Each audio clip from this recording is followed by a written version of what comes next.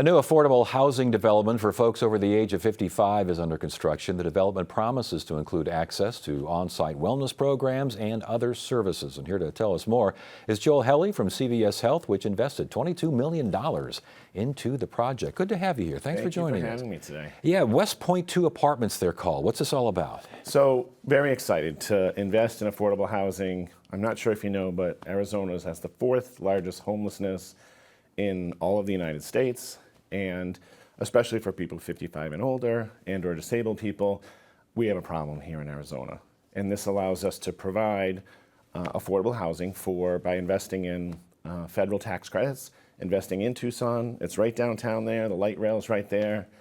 And, you know, I think if you think about it, health and healthy outcomes, in order to have equal access for everyone, right, you need to start with things like housing, food, jobs, the basics. Doctors, yeah. Right? And if you don't have that, we can't expect people to be able to handle chronic disease. We can't expect people to be able to be tested for these type of things. So this is why we invest in those things, to get closer to the community so that we can make sure everybody, regardless of who you are, has equal access to all these types of things. I was going to ask where it's located, but you beat me to it. Tucson, huh? Yeah, it's right in downtown Tucson, right by Congress there. Yeah. Yeah, perfect location. The light rail's right there.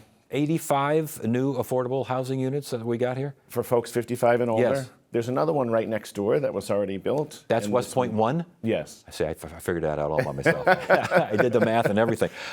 So when it includes access to like on-site wellness programs, and that's emphasized and highlighted, what does that mean? So we've invested $100,000 there too with Frontera, who runs the program there, to make sure that people can get to a provider, get testing for things like blood pressure, for things like heart disease, to make sure that they're getting, that's the first step to getting to care, is getting to doctors, getting to pharmacies, getting to where you need to do.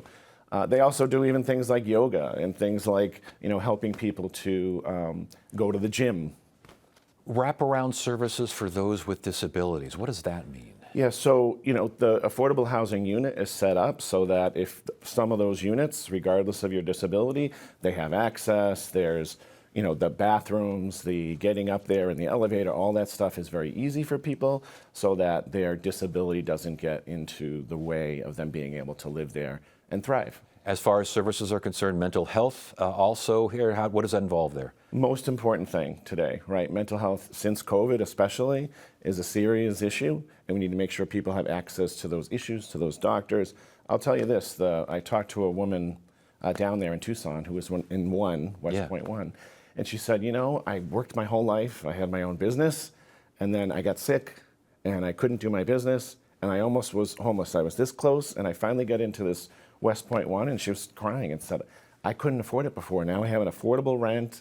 I think she pays like $700 a month, and she was so much happier. And this again is a public-private partnership. Explain exactly how that works. Yeah, so the federal government puts federal tax credits out there, so organizations like CVS or other businesses can invest in those programs. And so we choose to invest in those versus investing in, I don't know, other, you know, higher yield programs, because we can get into the community and get to these folks right where they are. And so getting this project off the ground, and I guess we got to start with West Point 1 here. How difficult? What kind of challenges were involved? I would say, you know, it's very, the folks, there are a lot of businesses trying to get in and do this affordable, but people don't necessarily want them in their neighborhood either, right? So you got to go through the cities, you got to go through the governments, you got to find the right place. It also has to be near transportation and hospitals, et cetera, and then get the local organizations to agree to build. Everything we've talked about here, from on-site services to affordable housing and helping those who need this help in a variety of ways, the impact of all of this on health outcomes. Look, I think, you know, health equity, what that means is everybody should have a fair and equal access to being healthy, right? And if things like the social determinants of health, like housing, like food, like jobs, like doctors, are not available, we can't even start there. So we got to start with these social determinants like housing and food and jobs, et cetera. Start there, then we can get to equal outcomes on the back end for folks with hypertension, with diabetes, with asthma, and other, you know, cancer. And you talked about the reaction of the one woman you talked about from West Point One. Other responses, what have you heard?